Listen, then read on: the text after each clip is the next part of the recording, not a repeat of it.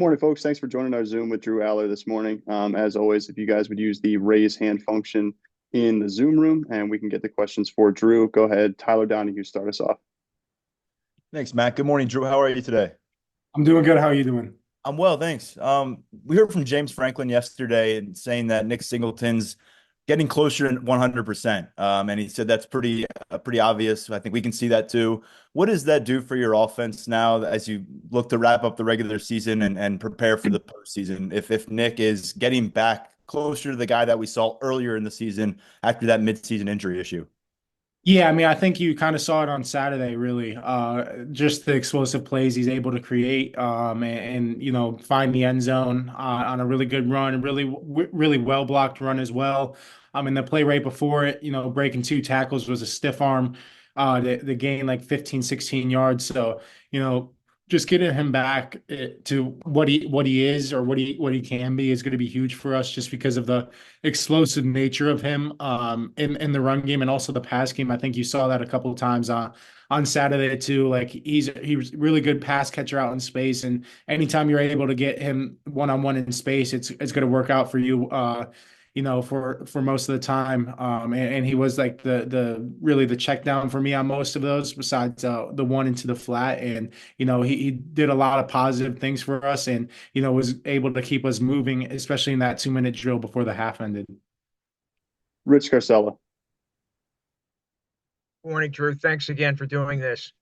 Staying on the subject of the recruiting class of 22, when you guys would talk, however you would communicate back then, what did you envision for the next 3 years or so?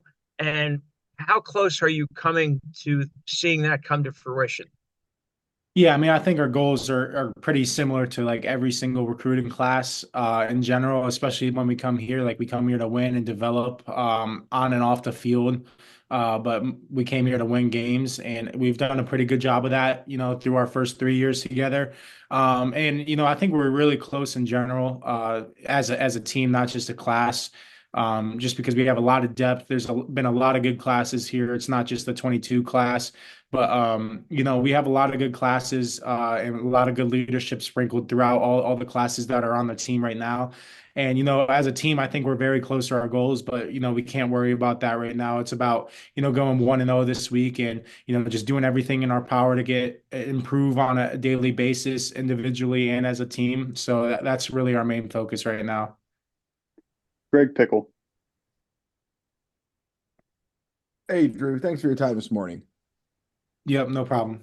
Drew, you've seen a lot of Nolan Rucci, obviously, in games this year, and you're going to see some more of him, unfortunately. Well, not unfortunately for Anthony Gonko, obviously. Yeah, you know what I'm saying. But what have you seen from Nolan when he's been in the game? How has he looked to you in game and on film as he gets ready to go into this bigger role? Yeah, I mean, I think the biggest thing with Nolan is he's really well prepared, and he's really well prepared at both tackles, honestly, because he was like both like plug and play tackles if anything happened, and obviously right tackle is where he's at right now. And I think it showed on Saturday that he was prepared for his opportunity. I think he's going to continue to get better with the more and more experience he gets throughout practice and really game reps. And I think he got, more comfortable as the game went in. I think he settled in and found his groove. And really the whole offensive line did towards the end of the first half into the second half. So I think, overall it's going to be a big week for them up front, just, being on the same page. And I have full confidence and belief in Coach Trout that they will be on the same page come the game, and they'll be communicating up front really well in both the run and pass game. So it's just another opportunity for us to just get better this week, and it'll be a big for me this week just to overemphasize communication up front with pass pro and run ID in general.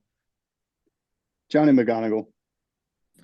Hey, Drew, thanks for your time as always. Much appreciated. Following up on Rich's question about the 2022 class and you guys and everything, the foundation that was laid, I guess, when you guys were true freshmen, playing as much as you did, like that doesn't happen with every class. I know you mentioned the goals being similar for every class, but how much do you think that played into it in terms of, I guess, how important do you think that was for that class and for those guys and for you and Nick and Katron, et cetera, Abdul, to play as much as you did as true freshmen?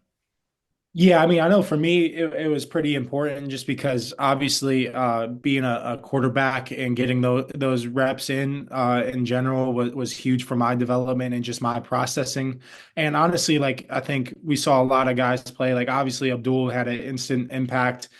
Same with Nick and Katron, and there's like KJ had an instant impact. So there was like some guys that maybe not even us were expecting to like play as much as they did, but they were, stepped on the field and started balling out. And, I think that's the cool thing. Like everybody's process and journey is different. And some guys played really early in a lot. And some guys, are just coming onto the scene now in my class. But I think we're all like have different journeys, but it's really cool to see everybody's just journey kind of unfold differently. And that's really cool to be a part of just because we've known each other for four plus years now. But for me personally, because I can really only go off of my experience, like it was super important for me to play early. Just again, going through that experience for the first time, and even going back to last year, being a first time starter. I think all that experience from my first 2 years being a college quarterback here at Penn State has really paid off for me this year. And just I found myself, and I know what I have to do, and like going into each offseason, I knew what I had to improve on, and I think I've done a good job of that so far, but I just got to keep finding ways to get better each week and, throughout the years. Daniel Gowan. Appreciate your time this morning, Drew. We hear a lot about Nick Dawkins in terms of his leadership and what he brings to the locker room. On the field, on a play-to-play basis, what does he do well physically up front for you guys? Yeah, I mean, I think being the center, it's similar to being a quarterback. Being on the same page with everybody. Like as far as like the mental side, like Nick is a super smart football player. He knows what I'm going to be checking at the line and why I'm going to be checking it with different kills when we have kills on certain plays. And he's really the guy that makes it go up front, communicating like the block IDs or the block combos to all five or four other guys, including himself up front. And I think that really helps us, especially in the run game, or we just talk about it in general. No matter what we're doing, we just have to be on the same page, because if we're all on the same page, we'll be right. But if we have miscommunication up front, that's when things kind of break down. I think he's done a great job of that throughout this whole year. And physically, I mean, he's just a super physical presence up front. You can see it in the run game this past week, and just finishing blocks. And honestly, that's pretty hard for a center to do in general, just because they're snapping the ball, then they have to react to what's in front of him, and he's playing super physical up front, and just dominating up front. And that whole line really is. But I think Nick is a catalyst for that group up front in terms of the mentality they want to have and the physicality they play with on a weekly basis. Mark Wogenrich.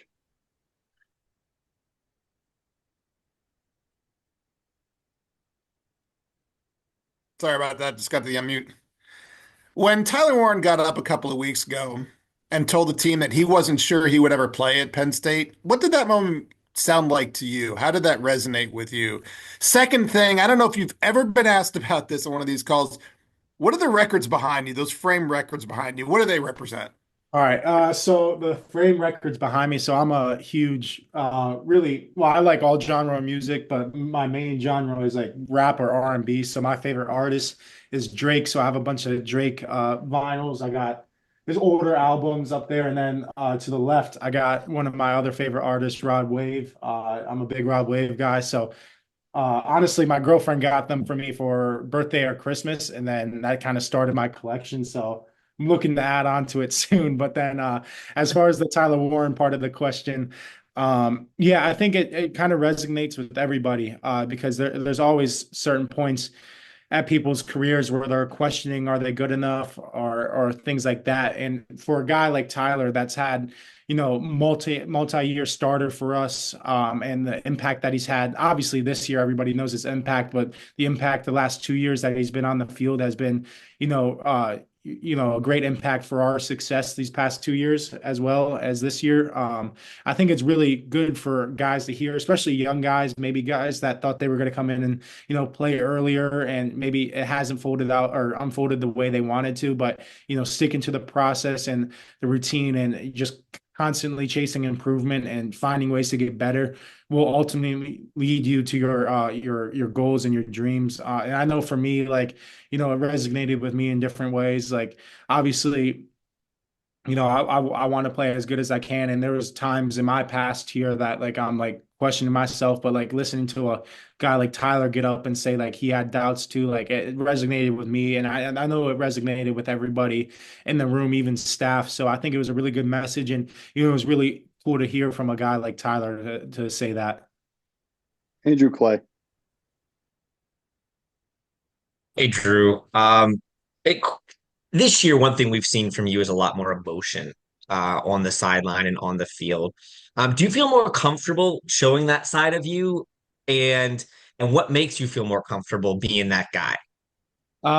Yeah, I mean, for me, I've always been kind of emotional. I think, it's kind of just getting out there now.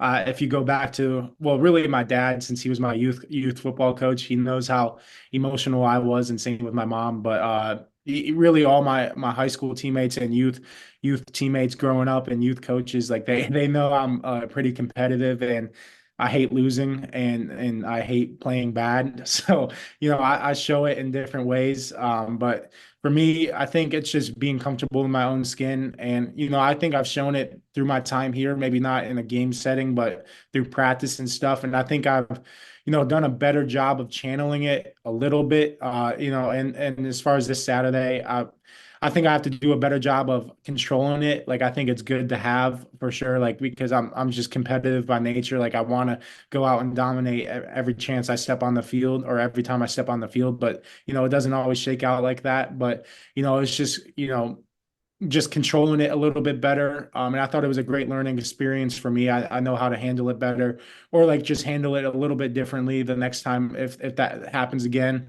And honestly, by the time I hit the bench, I was pretty cooled off. I think maybe Danny would maybe beg to differ that one, but yeah, I think it's just learning how to manage those. All right, folks, we got time for two more questions. We'll go Seth Engel, then Rich Carcella. Go ahead, Seth. Hey, Drew, thanks for the time today. Wanted to follow up on Mark's question. To see the culmination of Tyler Warren's kind of career, and had a chance to break a record with the receiving touchdown on that last play last week. For him to go down and run the clock out, what does that say about him, as a player and as a person? Yeah, I mean, I think he's team first. I think that's what really shows, like, kind of cultivates it into one moment. Like, he's team first, and he's going to do whatever it takes to win the game. Obviously, he could have easily just walked in for the end zone. And honestly, like, he was reminding me before we even ran the play, like, hey, don't throw me into the end zone on this one. If I get the ball, I'm gonna catch it and get down. And I think that's just his situational awareness too, as well. Like, just, being so well prepared for those moments, and, just being super highly intelligent with his football IQ. And then obviously being unselfish and just going down, and, just allowing us to run out the clock and not giving them the chance to get the ball back in that situation. And I think, it just shows, like, you can have an impact. Like, you'll get all this, like we always talk about, like, within our team success comes individual success. And I think he's a perfect example of that. Obviously, we've had a pretty successful year as a team, but he's also had a really good year individually. And I think that's kind of goes hand in hand. And, it's just, I think it's, again, really good for younger guys in our program to see a guy like that, and his attitude, the way he practices, the way he works, and the way he goes out and performs, and how unselfish he is, and, how well that's turning out for him and his future. All right, Rich Carcella, last question.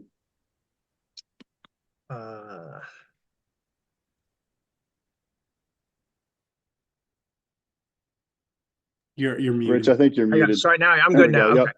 Okay. Two things.